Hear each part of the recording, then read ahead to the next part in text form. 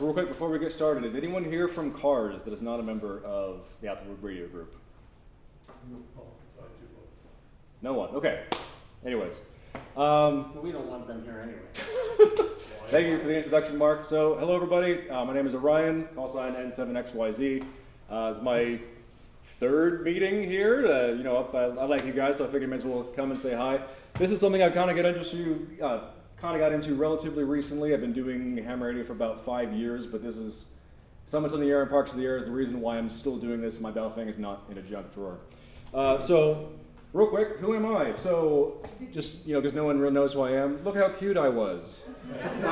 So, I was in the U.S. military between 2012 and 2016 as a U.S. Navy radio technician, specifically a CTM. At the time, I had no idea what amateur radio was, which is probably a good thing, as I probably would have been sent to the brig for trying to activate the quarterdeck. So, as a hobby, I like to go backpacking, climbing, so kind of amateur radio and Summits of the Air kind of goes hand in hand in this kind of way. I became a ham in 2020, like I said, about 5 years ago when I lived in Portland, Oregon. If you remember 2020, it was fiery but mostly peaceful. And I would like some way to just kind of augment emergency preparedness for my wife, my family, and just kind of, that's one of the reasons why a lot of people seem to get into ham radio, right? So this is kind of my story, and it seems to be what a lot of other new hams do as well. So amateur radio is one of these hobbies where you don't quite know if you like it unless you invest a lot of time into it. You have to go take a test. It takes a lot of time. You got to go buy a radio. And maybe you were like me and you ended up realizing like, maybe this isn't for me, and it just, like I said, put it in your junk drawer. Maybe you can keep trying. You can try to get your friends and family into amateur radio for emergency preparedness and not go anywhere. Maybe you can get on HF and kind of, but then that requires even more time commitment because you got to take another test. You got to buy an even more expensive radio. And then, this is just at least my experience, is I kind of found out that just talking to random people on the air wasn't really for me. So then the last thing, this is kind of like, how am I going to salvage this hobby? I've put all this money and time into it. And I realized after going on YouTube, thank you YouTube, that there's other activities that you can do using your amateur radio license outside doing portable operations. Enter Summits on the Air. So Summits on the Air is this kind of perfect overlap in this Venn diagram of being outside, doing your ham radio thing, but also activities for internet points. I know it sounds kind of goofy, but it's kind of an incentive to go out and do something. And sure, the things that you get in return are fake internet points, and it doesn't really mean anything, but it's more for like, kind of keeps you engaged and keeps other people engaged in it as well. It's not just you going out and activating mountains, it's a lot of other people at the same time as well. So for Summits in the Air, there are two ways to participate. You can either be an activator or a chaser, where the activator is the person who goes up to the mountaintop, sets up all your gear, and you call CQ. Like I was saying, points earlier, you get a certain number of points per peak. I'll talk more about how points are decided, and that's a whole other can of worms. But after you get 1,000 points as an activator, you will get the Mountain Goat Award. On the other end of the spectrum here, you can be a chaser, and the chaser can activate or talk to the activators from anywhere in the world. You could be at home, in your shack, you could be portable in your car, you could be on another summit, in which case that's considered a summit to summit, and the program will just throw points at you if you do that. But also it's lots of fun because it's kind of this serendipitous, like here you are, you climbed a mountain on a Saturday afternoon. Turns out there's also some other person who did the exact same thing at the exact same time, and you two are talking to one another. It's kind of a cool thing to have happen. And same thing, after you get 1,000 points being a chaser, you are a shack sloth. Okay, so SOTA associations typically are on the state level, and there's sub-regions. So our local sub-region is Whiskey 7 India, November Papa, which, break it down, Whiskey 7 is the amateur radio region. India is for the state of Idaho, and November Papa is for the North Panhandle. And then right across the border to the west, near Spokane, we have Whiskey 7 Whiskey, Whiskey Echo, which is Eastern Washington. I have no idea why they didn't do EW instead of WE. Maybe you guys like doing everything backwards, I don't know. So about the points, each association basically designates how many points per peak, like their point system, and it all has to do with the elevation of the peaks themselves. It has absolutely nothing to do with how difficult it is to get to the top of a peak. For example, Scotchman's Peak, just north of Clark Fork, to the north of here, it's worth 4 points in most of the time of the year. Also, you get, there's another thing I need to mention. There are bonus points for going in the wintertime because you're a badass. So anywhere between December 1st and March 31st, a lot of times you get almost double points. So instead of 4 points, you get 7 points. You get dead ass if you do that. Right, yeah, that hike is no joke. Whereas if you want to sit your ass in a chairlift and go to the top of a mountain during ski season, you get 9 points for pretty much easy. So it really, like I said, has nothing to do with the level of difficulty to actually activate it. It has everything to do with the elevation. So a couple of pros and cons of each. So yeah, like I said, a lot of the peaks in North Idaho, they are worth less points. And that's maybe not so cool to people. One thing that I really like is most of the peaks around here have 0 activations, which means out of the 3 peaks that I've activated in this area, I was the first person on 2 of those peaks to do that. Which, good luck trying to find something here in the 21st century that you can be the first person to do. Opportunities are running out pretty quickly. The other thing is, a lot of the peaks in our local area have no trails. Another thing you have to consider when you're going up to these areas is you have to figure out, is this peak on public land or is it private land? Do I need to contact the landowner to get permission to go do this? A couple times, there's peaks on Stimson lumberland, which you might have to park your car and walk in, and it is legal for you to go do that, but it might be a lot more strenuous than just picking up a peak with a trail. So it's a bit more challenging in our neck of the woods, where if you go just west across the border, it's a lot easier. A lot of the peaks tend to be actually kind of clustered together in higher points, so if you want to spend a weekend or a whole day, you might be able to activate 2, 3, 4 peaks in one afternoon, and that is absolutely doable. So really just kind of plan what you want to do around what it is that works for you. Okay, so 101, very simple. Find a peak, plan your trip to get to that peak, have a backup plan. This is very important. Not just for, I can't go to the peak because the road's snowed in or whatever. But also, if something goes wrong while you're going up to your hike, you're an adult, you're responsible for yourself. Make sure you know how to get yourself out of that situation. Pack your gear for both for safety, 10 essentials, and all your radio stuff. So once you get up to the top of the peak, you activate it by calling CQ. After you're done, you get home safe, and then you upload your QSOs for points. So this is a map of the local area. This is a website I would highly, highly recommend if you're interested in getting into the summits in the air. It's got kind of a goofy name. It's SOTLAS. It's kind of like Atlas. It's SOTL.AS. So you can see a lot of the peaks in our local area are not worth a whole lot of points. The dark greens are 1 point. The light greens, I think, are 2 or 3. Another thing you can kind of see here, this is something I've noticed about our local area, is the peaks with the highest number of activations. Let's say Bernard Peak here. 13 people have activated this peak. The reason why is because you can drive to the top. You don't have to hike. So, you still can do summits on the air without actually having to hike anywhere. That is something you can do. Same thing with Little Blacktail, where the cars repeater is on. Same thing as a service road to the top of the mountain. You can go do that. And there's a couple other peaks in the area. The same deal. Question? Real quick, I'm going to save questions for the end if you don't mind, Jim. Yeah.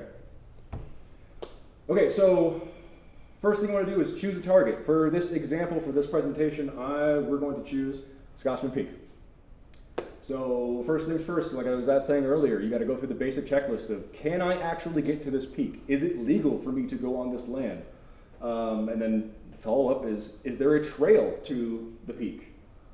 So in this case, Scotchman is 3.8 miles up, so it's 7.6 miles total. The next question you have to ask yourself is, am I comfortable doing that in a day, hauling radio gear up the top of the mountain? Just kind of keep it within whatever scope of whatever you are comfortable and capable of doing. And then also, having a backup plan. Is there a backup peak nearby that for whatever reason, if the first peak falls through, I can still go have fun and do my activation for the day? And in this case, yes, there's a Sugarloaf Mountain down here. I believe this is a drive-up peak as well, but it's kind of tucked back in there, so no one's gotten to it yet. So that's just an example. So like I said, here's the SOTLAS, and then this is people know what CalTopo is? CalTopo maps. It's just full of great details about, you can see the dark green is national forest land, and then you can see a trail going up to the top. Okay, so what you need, bare minimum, the 10 essentials. I'm not going to go over what the 10 essentials are. We had that like 2 meetings ago, right? But at this point, everybody, again, you're all adults, you know what the 10 essentials are. If not, you can just look it up, no big deal. However, we are in North Idaho. There are lots of dangerous animals in the woods, so I would add one more in there and have something special handy for Yogi in case you meet him in the woods. Other irrational creatures you might meet in the woods are black bears, grizzly bears, moose, elk, foxes, tourists. So it doesn't matter where you are, you want to make sure you have things with you that you can, no matter what situation you can get into, you can get out of it very easily. And then also, because you're going to be activating this, you have your radio, a means of powering that radio, and an antenna at a bare minimum. Also, I didn't mention mountain lions. Mountain lions are here too. No good. Okay, so in the world of portable operations, QRP is king. This is just the way it is. And people don't want to haul... What define QRP? Right. I'm glad you asked, Mark, because I have it right there at the very top. So QRP is generally accepted. The generally accepted definition is if you're running CW or Morse code, it's 5 watts or less. If you're running phone, so a single sideband, 10 watts or less. Just to give you an idea, I know there's a lot of people who have strong opinions about QRP. I have strong opinions in one direction. This is actually a question on the ham test is how much power do you need to increase in order to get one more S unit out of your signal from on the other side? And the answer is 4 times the amount of power. So let's do a quick math exercise here. So let's say you're starting at 100 watts and cube that in fourths, 25 watts. Now you're down at 1 S unit. So you take that 25 watts and cube it down to, not cubic is the wrong word, but cut it in half, quarter it to be 6.25 watts. You're now only down 2 S units on the other person's radio, which means your S5 signal just turned into an S3 signal. For people who do HF a lot, that is still perfectly legible. But now you don't have to bring an amplifier, you don't have to have nearly as much power pushing out in order to do your thing. Okay, so I kind of made a point to not talk about specifics of HF gear at this presentation because I would be here all day. There's an insane amount of things you can touch on. Just know that lately, in the last 10 years or so, these things are becoming more and more affordable with software-defined radio. Like, as one example, you can get like a true SDX pre-built. You don't have to build it yourself for something like $150, and that mostly works for, right, it's about $150? 138. 138, thank you, Jim. And that works great for CW, digital, and you can make it work with single sideband, but mixed results. You can get something like what I have here. This is a Yaesu FT817ND I bought used on eBay. It was something like $500. Pre-COVID, it was like $300. Great little radio, does everything. If you really want to spend a whole lot of money, you can get yourself a nice Elecraft for like $2,200. It really just depends on what it is that meets your use case and your budget. Another thing you can do when you go up to a summit is you can bring one of these with you. You don't have to have an HF rig. It's just where we live, there's not a whole lot of people listening. The couple times that I always bring one with me. Every time Josh has always answered when I go on the Atholwood radio group frequencies. I know some people are just always have it on. But for the most part, you only get maybe 1 or 2 people. So if you want to go activate a peak, the minimum amount of contacts required for it to be a successful activation and you get your points is 5. So if you go with just a handheld, you're probably going to be disappointed, at least in our local area. If you go near Spokane, maybe you'll luck out, but I would say probably not. Okay, so when you're at the summit, you've made it. Congratulations, you got it all the way to the top. You set up your radio and your antenna and you call CQ. And like I was saying earlier, you have to have, if you want to get points, minimum of 5 contacts. Let's talk about logging real quick. So personally, I really like digital logging. There's some great apps out there that makes it super easy. As an example, here is a screenshot from, it's called Polo. It's a portable logger by, if you look up Ham2K on and any app store, it'll show up. It's great, it's fantastic. It makes this seamless and super easy. But also, these things run on batteries, and sometimes those run out. So you want to always make sure you have something like a Right on the Rain with you, just in case, or Right in the Rain. Predominantly the most popular, by far, mode that people do for summits on the air is Morse code CW. And the reason for that is because a lot of times you can bring a radio that's this big in ways like a gram, and you don't need a whole lot. I personally I don't know if I'm ever going to get there. I don't have a whole lot of time to learn, but I still like getting on phone. There's enough people around doing S-phone single sideband that you can still get 5 contacts pretty easily, especially with the tip I'm going to show you on the next slide. So a typical phone exchange is something like CQ SOTA, this is N7XYZ calling CQ SOTA from Whiskey 7 India, November Papa 020, Scotsman Peak, North Idaho. So just as a note, you don't have to have all the detail in there. However, it is nice as someone who has both been an activator and a chaser to know generally where I'm talking to the other person. If someone just gives me their region and their code, I have no idea what that means. But if someone says, hey, I'm in Virginia, or I'm in Colorado, or whatever, it makes it more interesting and exciting for you on that end. So make sure to include that detail. So really, all it is just, it's a signal report exchange. Say, hey, I have U59. Okay, perfect. I hear U59 as well. You log the contact, and then the next person comes in. So it's not really a whole lot of jaw jacking. It's not really a whole lot of, you do you. You can do whatever you want. But for the most part, people are just trying to get in, get points, and then maybe spend the rest of their afternoon on the peak and just do outdoorsy stuff. It's not necessarily just all about the radio. So here is a tip I would very, very highly recommend that you do if you're interested in this. There is a feature on all of these websites, with whether you're looking at SOTA Watch or SOTLess or Ham2K. Essentially, you can broadcast to the internet if you have cell phone reception. Hey world, I'm operating at this peak on this frequency right now. And there is a lot of people who will just sit, maybe they're retired, maybe they work from home or whatever, and they will just wait and see, oh, I can talk to that person. You get contacts, you get pileups almost immediately when you use this feature. Maybe you're out in a place where you don't have cell phone reception. You can't post something on the internet. So if you're just calling CQ, and if someone comes back, you can ask them, hey, can you throw a spot for me? And they'll do it. Because people that are into this hobby, they know how this works, they know all this stuff. And it helps immensely. So like I said, highly recommend you do this. It's just makes it super easy. Okay, so once you've done that, you've got your contacts, you're safe, you're happy, you're sweaty, you get back home, you got to upload all of your QSOs to the website in order to get your fake internet points. So you go to this URL, sotadata.org.uk, because actually technically SOTA started in the UK. All the websites and URLs are UK based. So there are kind of 2 ways you can do this. One of the reasons I highly recommend using apps is because you can just hit a single button, which is export, and then another single button, which is upload. And you don't have to manually input all this data yourself. I've done it both ways, and inputting everything on this website by hand is a little painful. I'll leave it at that. So I recommend doing that. So, okay, cool, you uploaded everything, you get your points. So like what I was saying earlier, I've only activated 4 peaks total.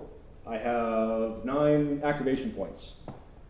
I've never gone out of my way to chase anybody else from my house, from anywhere. It's always been summit to summit. They throw points at you for doing that. I have 26 chaser points. So if you want to be a shack sloth faster, ironically, actually, you want to go activate summits. Okay, so that looks cool. What else is there that's available? Maybe you don't want to go on hikes. Maybe it's just something that's not for you. That's totally fine. There's other things that are available. So Parks on the Air is the other option. It's very, very similar. It's basically the exact same thing, but instead of hiking to mountaintops, you're driving to public land. One important distinction about Parks on the Air that's like a common misconception, it's not every park. It's not like Farman Park or whatever park, wherever else. It's always public land. So things like state parks, wildlife refuge areas, BLM land. And just to give a couple examples, so This is our local area. Round Lake is a state park. There's the Farragut State Park, and then the other area that's nearby is not the state park. It's I believe it's the Farragut Wildlife Refuge. It's its own area. But kind of same idea is you go into this area. There's designated. You have to be within the bounds of the park, and you basically do the same thing. So let's go through the same steps again. So you find a park to activate. You plan your trip to get there. Have a backup plan. Pack your gear for success when you get there. Navigate and activate the park. Get back home safe. Upload QSOs for points. Basically the same thing. Except this is a lot more comfy and a lot of this is incredibly popular. If anybody here goes on HF and you just scroll through HF, you will constantly hear CQ Parks in the air, CQ Parks in the air. Like it's every other person that you hear is calling CQ from a park. And I don't blame them. It's super comfy. You can set up on a picnic table. You can operate out of your car if you want to. One detail for Summits on the Air, for a drive-up peak, you are not allowed to activate out of your car. I forget what the distance is. There's 20 feet, or there's some number somewhere written down. But just don't do it from your park. It's kind of against the spirit of the game, because it is a game. It's supposed to be, have fun, but also follow the rules.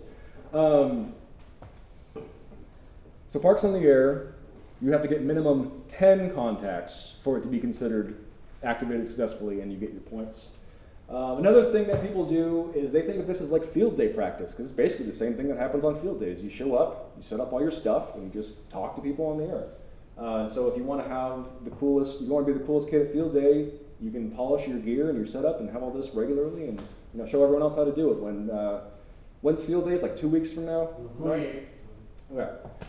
And another thing is I've seen a lot of people get their friends and family into ham radio because it's just, hey, I'm going to set up on this table over here and just kind of do my thing. And people will be curious and like, what are you doing over here? Kind of thing.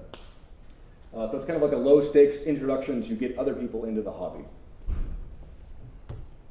Okay, so thank you for your time. I totally forgot to say, here's stuff I have on the table.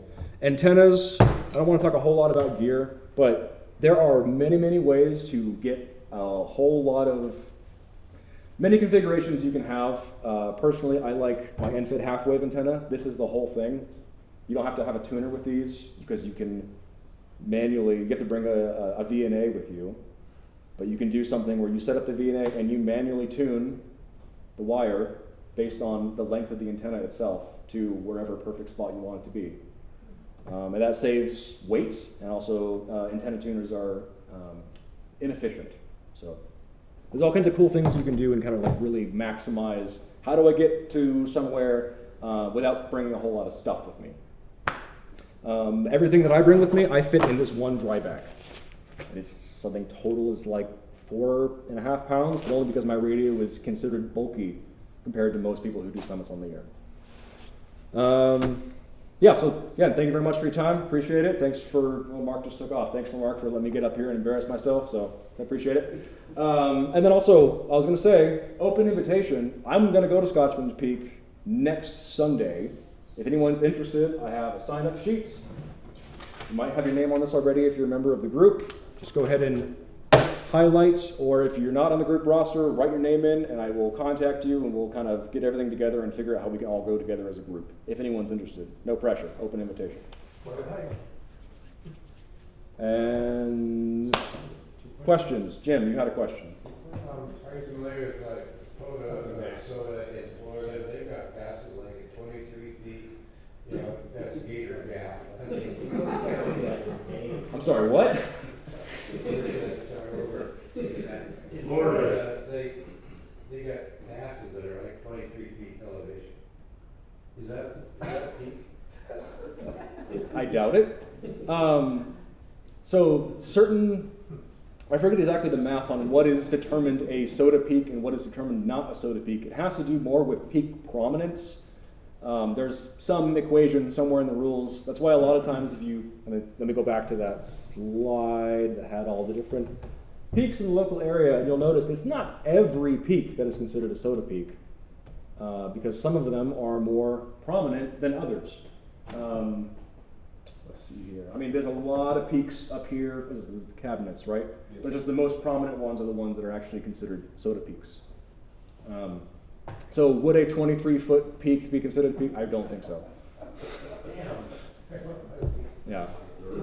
Any other questions?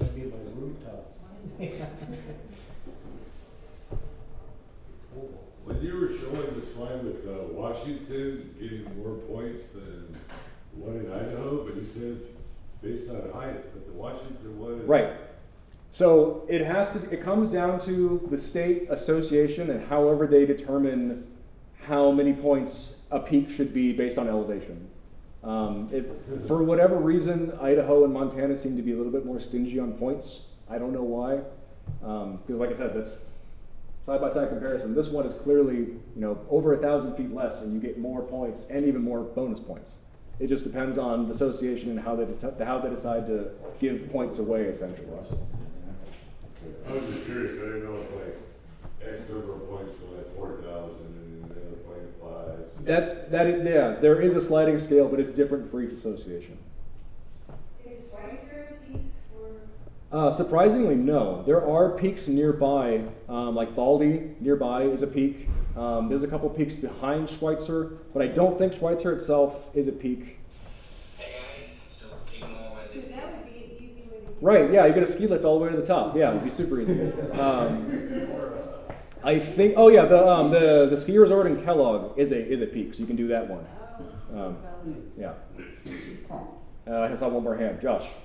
So, I know you were related to digital as well, and being on the whole, what kind of power source do you recommend? And on occasion, because you're really talking about weight here, Right. how long are you going here? I mean, if you're going to do something like this, do you need a 6 amp hour? Do you need a 12 amp hour? I mean, what do you? It depends on.